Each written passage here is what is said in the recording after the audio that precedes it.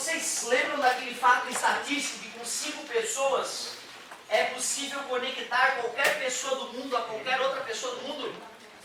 Já ouviram falar nisso? Não. Com 5 pessoas, apenas 5, tu traz qualquer pessoa do mundo.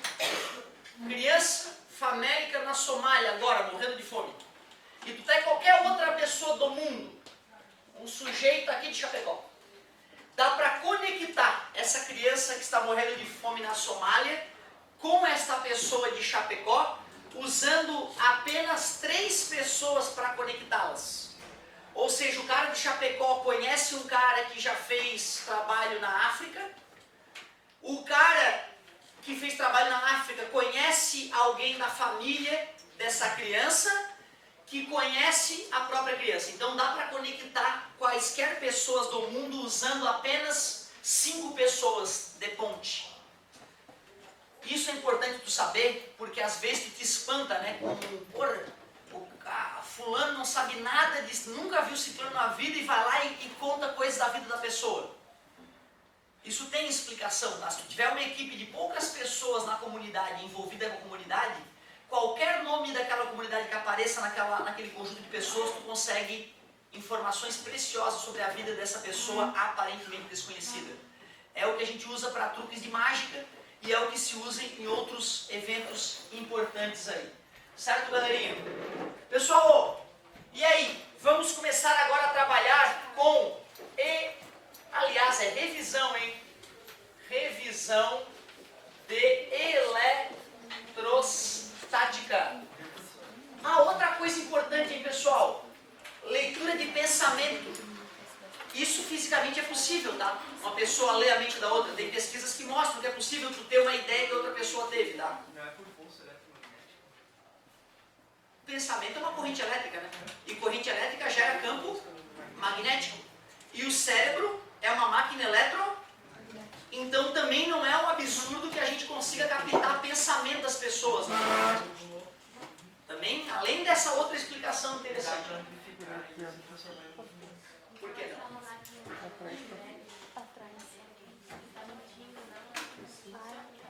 Sim, mas é outro processo. A máquina, né, para detectar se a pessoa está mentindo, o polígrafo, o famoso teste do polígrafo, ela não lê o pensamento da pessoa. Futuramente nós faremos isso, futuramente nós vamos conseguir ler o pensamento das pessoas, mas aqui a ideia é outra. Eu vou lá e pego 100 mil pessoas e obrigo que elas soltem mentira. E meço frequência cardíaca, respiração, dilatação da pupila, temperatura do corpo. E eu percebo que as funções vitais dela ficam todas alteradas quando ela mente. A pupila dilata, a frequência cardíaca aumenta, a temperatura corporal aumenta. E tem partes do cérebro que são partes da criatividade. Aquela parte do cérebro ela fica ativa quando tem criatividade envolvida. Quando a pessoa precisa inventar algo. Quando é uma coisa que só vai agir na parte da memória, é uma outra parte do cérebro que fica ativa. Então, se eu detecto frequência cardíaca, pressão arterial, dilatação da pupila, temperatura corpórea, e ainda faço a análise de que parte do cérebro está sendo usada, eu consigo saber se a pessoa está falando a verdade ou se ela está mentindo. Mesmo que a pessoa acredite na mentira que ela conta, eu consigo ver se o cérebro está criando aquela informação patologicamente ou se é uma criação retida verdadeiramente pela experiência. Então o teste do polígrafo ele é altamente confiável. Ainda mais hoje, né? No início não era. Mas é aquele cara que ele ia fazer isso, um julgamento, alguma coisa assim, e ele já tinha pensado na mentira, e daí ele usou a memória dele. Não dá pra dar uma... Bacana a tua colocação, muito bacana a tua colocação. Ou seja, eu sei que eu vou passar pelo teste, eu vou lá e crio aquela situação na minha mente para ir para a memória de longo prazo. Mas a região do cérebro ligada à memória criada e ligado à memória vivida também é diferente. Os polígrafos originais não detectavam esse tipo de mentira.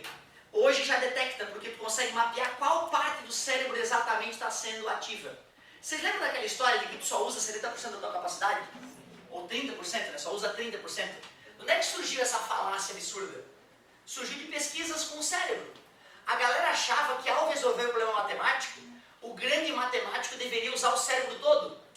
E aí eles pegavam o volume da massa encefálica, o volume total dá tantos litros, e botam uma matemático ninja para resolver um problema. Faz um eletroencefalograma e vê qual é o volume de massa cefálica usado naquele momento. E aí dá um volume pequenininho, que burro esse cara, só está usando uma partezinha do cérebro para fazer a conta. Faz uma regra de 3, nossa, o ser humano só usa 10% da sua capacidade. Não é assim, né? Para pensar em amor, tu pensa com uma parte do cérebro. Para pensar em sexo, já é outra parte. Para pensar em imagens, tu usa outra parte. Para pensar em números, tu usa outra partezinha do cérebro. Cada partezinha da tua massa cefálica tem uma função diferente. E, portanto, se tu quiser saber quantos por cento tu usa do teu cérebro, tu teria que saber qual é o máximo que tu pode usar do cérebro e comparar o que tu está usando naquela hora. Mas nós não sabemos qual é o máximo. Eu diria que a gente usa muito menos de 10% da nossa capacidade, né? Deve ser 0,5%. Eu passei boa parte da minha vida curtindo a vida. Se eu tivesse passado a minha existência estudando, sabe lá que tipo de Deus eu poderia ter me tornado em alguma matéria. E assim para vocês. Se vocês estudassem 10 horas por dia, 12 horas por dia e descansasse o resto, e se tu fizesse isso ao longo da tua vida, sei lá que tipo de ideia genial poderia brotar da tua mente, poderia ser o novo gênio salvador da humanidade. Então, na verdade, a comparação que a gente faz, né, dizendo que o ser humano usa não sei quantos por cento do cérebro dele, é uma grande idiotice. Eu acho que na hora que tu está tentando entender um problema físico aqui comigo, tu usa tudo que tu tem. Tudo que tu tem para aquele momento. Mas não quer dizer que tu tenha evoluído 100% da tua capacidade. Eu acho que tu evoluiu muito menos de 1% da capacidade, assim como eu, porque eu não fiquei a vida toda estudando. Quando a gente pega um jovem tarado que estuda a vida toda, ele tira doutorado em Química aos 13 anos. Aos 13 anos, na flor da idade, quando ele é uma criancinha imberbe ainda, que era para estar brincando de casinha com a priminha dele, ele tirou doutorado em Química. Sim, tava, né, em vez de desenvolver, fazer iniciação sexual normalmente, a criança ficou estudando. Em vez de jogar videogame, ela ficou estudando. Tira doutorado em Química aos 13. Isso eu vi numa reportagem há uma década atrás. Certo? Essas crianças, elas não são melhores que nós. Só que elas, em vez de viver, estudaram. Nós não, estamos vivendo e estudando um pouquinho. Então somos mais felizes. Professor, vamos pensar assim. da subdivisão cerebral de acordo com a parte que trabalha. É verdade, porque dependendo da região que o tumor é encontrado, afeta o comportamento, afeta o pensamento. E teve um cara que sofreu um acidente numa... Exatamente. Que ele teve um pedaço do cérebro removido por uma estaca e foi... Só ficou mal-humorado. Exatamente. Perdeu toda a sensibilidade. O cérebro é uma coisa que a gente não sabe o que é. A gente não sabe. Agora a gente começou a filmar a movimentação de proteína dentro da célula. Uma coisa inimaginável nos últimos anos. Futuramente, nós saberemos escanear o teu cérebro e pegar as tuas lembranças. Quando a gente entender como é que a memória vai ser gravada no cérebro, Matrix vai deixar de ser ficção científica. A gente vai poder acrescentar memórias não vividas na tua mente, assim como poder ler as memórias que tu teve. Isso que eu estou te falando não é ficção científica, é ciência, certo?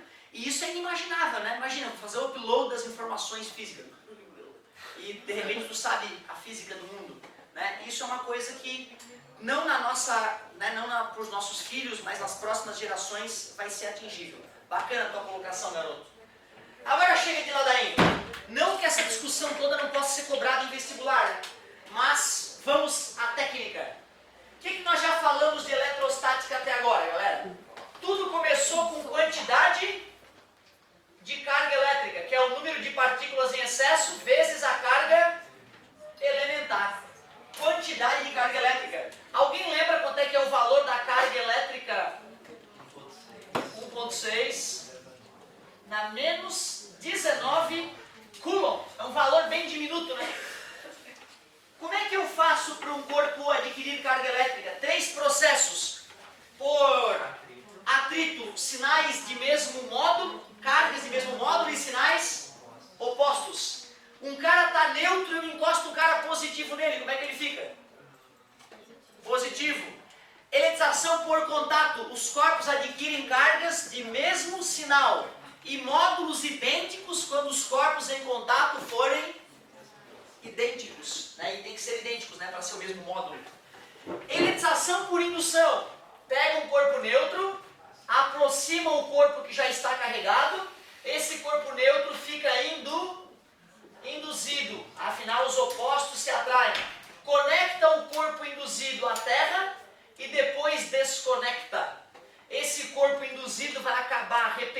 elétrons para a Terra, e já que ele perdeu elétrons, quando ele for desconectar da Terra, ele vai ficar positivamente carregado. Logo, quando eu uso o indutor negativo, corpo neutro fica positivamente carregado. Quando eu uso o indutor positivo, corpo neutro ficaria negativamente carregado. Sinais opostos. Não se esqueçam que corpos neutros são atraídos por corpos carregados devido ao processo de indução. Logo depois de ver a ideia de quantidade de carga elétrica e dos processos de eletrização, nós vimos como é que se calcula a força eletrostática entre duas partículas.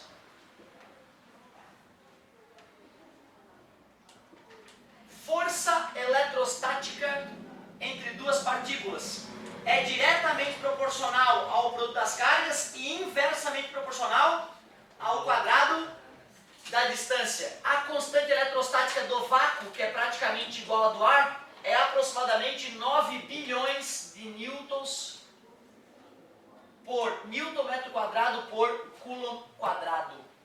Legal. Nós discutimos, né, que dobrando uma carga dobra a força, triplicando a carga triplica a força, quadruplicando e quintuplicando 4 vezes 5, 20 vezes mais força, dobrando a distância cai 4 vezes a força, triplicando a distância cai 9 vezes a força, por isso inversamente proporcional ao quadrado. Cuidado, essa lei chamada de lei de Coulomb, ela só serve para calcular o módulo da força elétrica.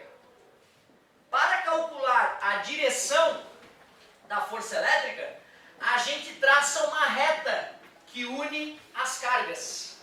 Então a direção da força elétrica, direção, é dada pela reta que une as cargas. Reta que passa pelas cargas. E o sentido desta força? O sentido é tu lembrar que os opostos e os iguais, isso é chamada de lei de Dufay. Lei de Dufay. Tu vê, ó, quando eu te mostrei a força elétrica, eu não fui tão detalhista. Eu não coloquei como é que se acha a direção, como é que se acha o sentido e como é que se acha o módulo. Eu simplesmente te mostrei como é que desenhando a força. Agora estamos fazendo uma revisão e colocando os pingos nos is. A lei de Coulomb só serve para achar o módulo da força eletrostática. A direção dessa força, ou seja, a linha onde essa força atua, é dada pela reta que passa pelas cargas, e o sentido vem do fato chamado lei de Dufay. Nesse caso, como os opostos se atraem, a força seria atrativa. Legal. Só que, infelizmente, só essas ideias não foram o suficiente para a gente entender eletrostática.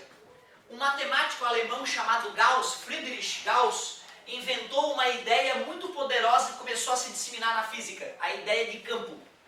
A ideia de campo é uma ideia matemática que hoje a gente usa muito na física.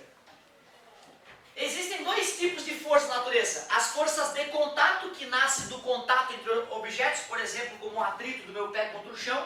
Esse atrito só existe porque o meu pé e o chão estão em contato. E existem forças que atuam mesmo sem contato. Por exemplo, a caneta é atraída pela terra mesmo sem a terra encostar na caneta. Forças de campo. Força eletrostática é um exemplo de forças de campo. Vamos definir então o que é campo elétrico. Campo elétrico, que é uma região influenciada pela presença de uma carga elétrica, pode ser definido como a força que está atuando em uma certa partícula de teste colocada no ponto que está sendo estudado. Esta é a definição de campo elétrico. Esta definição de campo elétrico, a gente usa ela em 3 situações clássicas. Vamos fazer um exemplo aqui que já usa essas 3 situações clássicas. Eu digo para vocês que uma carga de teste de menos 2 microcoulomb sofreu uma força de 8 milinewtons quando colocada num determinado ponto, ponto G. E aí o cara vai lá e faz a seguinte pergunta: se uma carga de